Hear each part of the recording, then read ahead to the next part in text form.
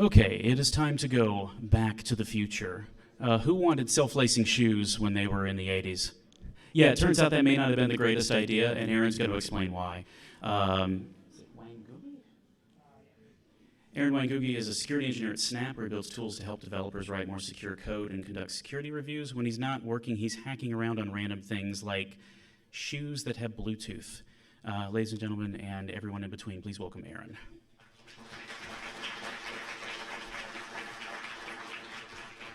Thanks. Can you guys hear me? Okay. Okay. YOLO? Okay, is this better? Okay, great. My name is Aaron, or you can call me Googie. This is Hacking Hypebeasts.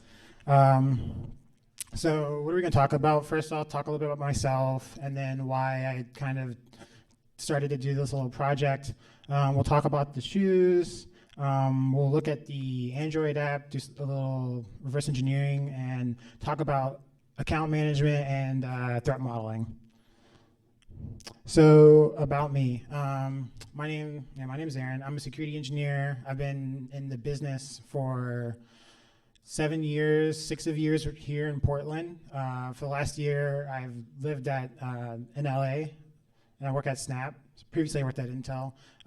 For fun, actually, in this picture over here is me on the stage at DEF CON, looking like deathly afraid. For fun, I like to draw. Here's a little doodle of the sad Jordan, and I sometimes play basketball. I'm not very good, but I like to play for fun. So that brings me to why this. So I like basketball. I'm not a hype beast for sure. I don't like buy every shoe that ever comes out, but I do like the occasional like dope sneaker. Right now I'm wearing the LeBrons. I don't know if you can see them.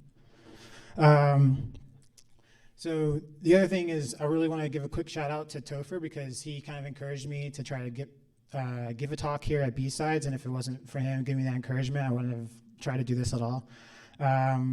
So again, why hack sneakers? Well, off the top of my head, there's not like a direct attack. I guess someone could run up real quick and connect to your sneakers and then like loosen them or tighten them. So it's kind of annoying, but it's really cool and just to look at it and try to understand it. I was always a fan of Back to the Future, and I always thought it would be cool to have these kind of shoes.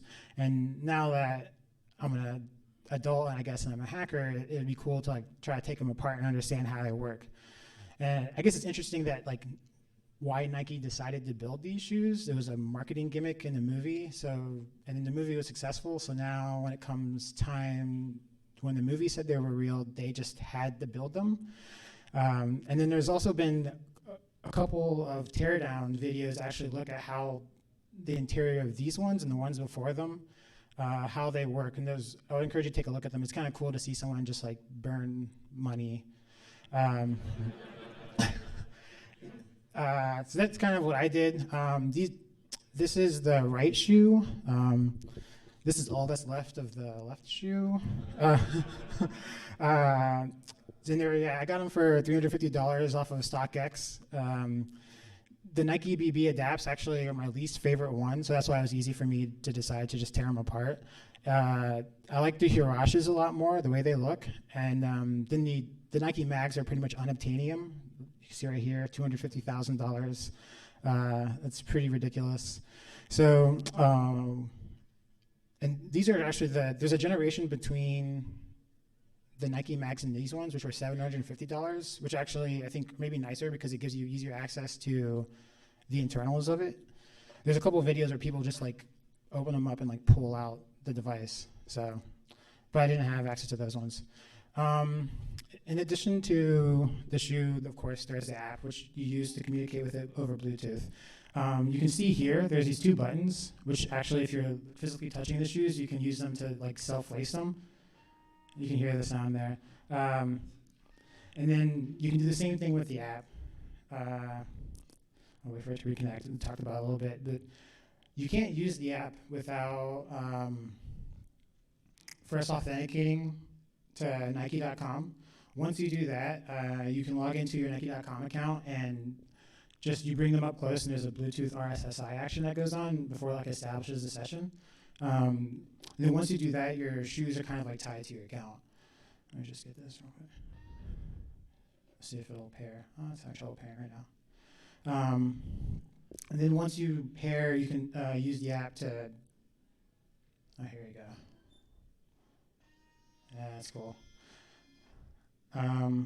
So yeah, so when you use the app, you basically have the left and the right, and you move it up and down, and it like tightens it and untightens it. So cool. So the first thing I did, actually on Android, I used iOS for fun, Android for hacking. I decided to decompile the app. So for this, if you haven't done it before, kind of like little instructions here.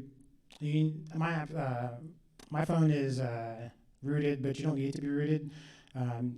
In developer mode, you can connect it to your phone, to your laptop over USB, and you can use ADB and JADX to decompile the app, and it actually gives you pretty readable Java code. There wasn't a whole lot of effort put by Nike into the obfuscation, which was nice because it made it easy to understand and read. Since the app doesn't really have like a ton of functionality, it's pretty easy to read through and see what all the different things it does. I spent a little bit of time looking at the firmware update because Nike actually had an issue where on the Android app, the firmware update would brick the shoes to create some pretty expensive brick. But I was mostly interested in how the self-lacing works. When in the code, since it's unobfuscated, you could basically see all of the strings that Nike actually used to refer to everything. Nike refers to the shoe as Bigfoot, which I think is great for the BSides mascot. There's Bigfoot device, but most of the logic with actually communicating with the shoe itself is in core RF Bigfoot. So core RF Bigfoot.java. That's the tighten, the loosen, and then also they have foot press detection. Basically, like it knows when your foot is inside the shoe and can like automatically tighten and loosen if you wanted to. So this is just a snippet from the source code. It's pretty cool. Here, the actual like line of where it's like issuing the servo command via Bluetooth to tighten and loosen the shoe. So here is for tighten, the tighten function, and here is like the loosen function. So that was cool. This is a code that would tighten Marty McFly's shoes. It was interesting. It was like I had a moment of like geeking out. I was like, oh, this is a code from Back to the Future. So the servo. Let's talk a little bit about like getting into the guts of the shoe. So inside here, in the sole is actually where this device is, and it's kind of cool.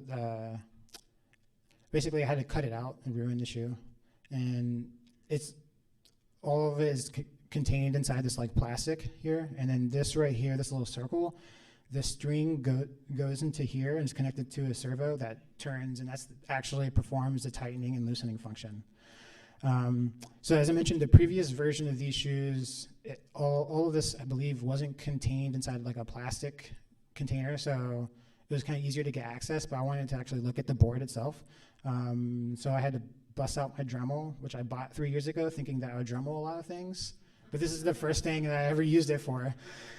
And there was one moment where I was doing it, and I like nicked the battery, and I got like a little scared and actually just put it down and like left it there for a day and then came back because it's really small and you got to kind of cut around the battery. So once you get in, you can see like it's not shown here, but basically there's like a connector that attaches to the board that corresponds to these two buttons, and then a connector to the servo and the battery. And then we're working with I think it's like a Cortex M4, like a kind of a low-powered chip battery. And one other thing I really wanted to look at the board is because I wanted to see if it was using a Nordic chip for Bluetooth, but it's not. So it was cool to do. So going back to the code, one of the other interesting things that I noticed when I was looking at it was I was looking at the network handling code. It's basically the code that takes on the app, takes the responses from the network and like unparses it. One of the things that I saw in there that was interesting was that it's taken from the JSON, the Bluetooth discovery key, and also the identifier for the shoes itself. So this kind of got me thinking, and so kind of like a test I did was I got on my iPhone and installed the Adapt app, and I logged into my Nike.com account, and basically didn't have to jump through the hoops of pairing with the shoe. I didn't have to like get close to it to pair it. It just sends that information to the app itself, so you can like, you're automatically paired as soon as you log in, which is pretty neat. But it's a little interesting functionality, because I'm just really curious if it's ever possible for someone to do an auth bypass to broken ankles. Someone could hijack your Nike.com account, and while you're playing basketball and you get crossed, they suddenly unlacing you shoes, and then boom. Broken ankles. So I didn't actually get this exploit though. But that was an interesting attack vector from a threat modeling perspective. This diagram just kind of like describes like the different types of attacks you could kind of perform against the shoe. If you get a Bluetooth access, it's kind of a trust boundary, and then there's the app, and then it's kind of looking at the Nike cloud. So I spent a little more time looking at the Nike cloud. I wanted to look at the connections between the app and the backend itself. So for that, I needed to man in the middle of the app. For this, I used man in the middle proxy. On Android, I don't know if you need to be in developer mode, but you just double tap or hard press the SSID. You can tell it, you can point it to a different IP address and a proxy. I had man in the middle proxy running on my app. And I loaded up, on my laptop. I loaded up the Nike app, and it didn't work. So that means that there was certificate pinning in place. So certificate pinning is basically a mitigation against someone snooping in your traffic, just going over TLS. Basically, literally pinning a certificate hash in the app, and that's what I needed to bypass in order to analyze the traffic. So there's a lot of, if you Google around, there's a lot of articles on doing this. What helped me is I had access to the source code, and I knew that Nike's using OK HTTP3, it's a popular tool for handling HTTP requests. So there's like articles for bypassing this particular library on the internet. The first thing I tried to do is, since I already had the Java code from JADX, I just tried to modify the code so that even if the certificate that it was being given, the hash didn't match the bag of certificates that I had pinned, it would still just say yes, perform that connection. That didn't really work. So the next thing I tried was just dealing with the Smalley code itself. Smalley is kind of an in-between Dex and Java. It's more readable than Dex, but you can't compile it directly to Java. You can compile it back to the app. So I modified the Smalley code. Here's an example of Smalley code, explaining the same functionality that I was talking about earlier. It's basically comparing the hash of the certificate against all of the pins it has, and then seeing if they're equal, and if it doesn't, it moves into this condition. So here it has the if equals. I just changed it to if nes, hoping that it would go to the correct condition that I wanted, but that didn't work either. So I ended up using objection to Frida. Definitely a much easier solution for bypassing certificate pinning. I wish I'd used it previously.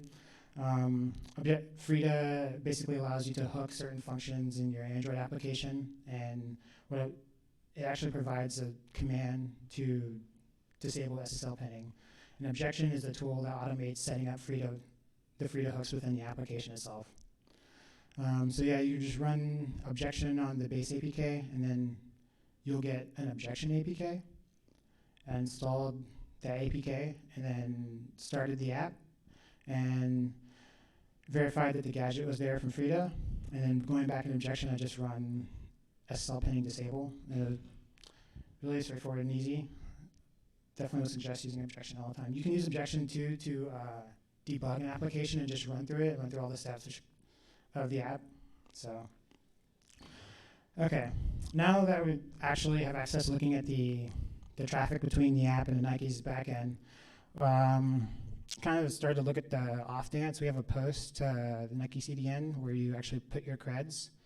And in response, you get an access token and a refresh token. So we know we're dealing with OAuth, which I kind of already knew, because when you log into the app, it gives you the option to log in with Facebook. Once you do that, you get some user data, and then you can get the shoe data. giving you an access token from api.nike.com. And then if there's any extra data that's on the app that you want to send up to Nike's backend, there's another post for that. So then here is the JSON you get back when you're actually getting the shoe data from Nike. And you see here you have the key for my left shoe, which is now destroyed. But you get then the device identifier and the discovery key. So basically everything you need in order to attack the app, to connect to the shoe, which is pretty cool. And now with this, we kind of have like this new threat model where you have kind of a potential for an Auth attack here and Facebook on the app, in addition to the BLE connection and attacking the Nike cloud. So, yeah, dang, I went through that real quick. Any questions?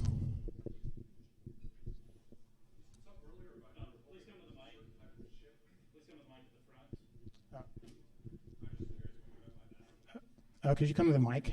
So.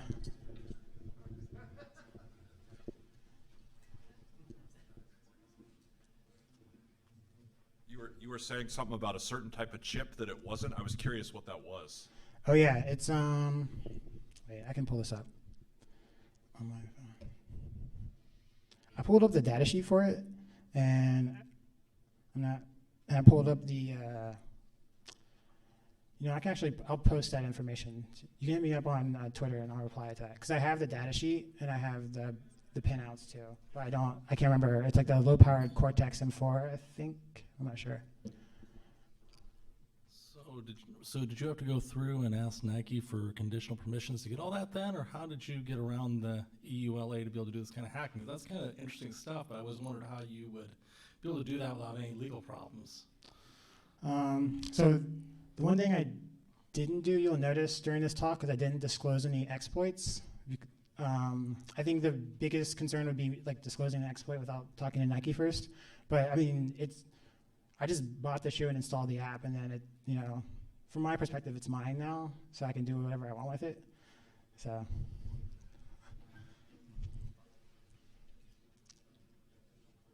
Hey, Googie. So I got a question. What's next? Like, what are you gonna do with the shoe, what's the next thing with this? So I think I'm glad you asked that question. I think the next step is for this I was mostly just trying to understand how the shoe works and seeing all that. I think the next step is try to actually do more attacking.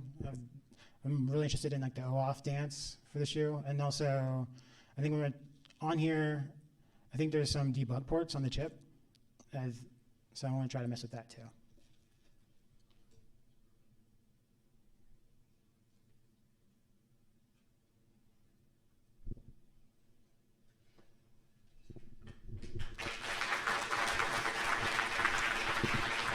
Thank you.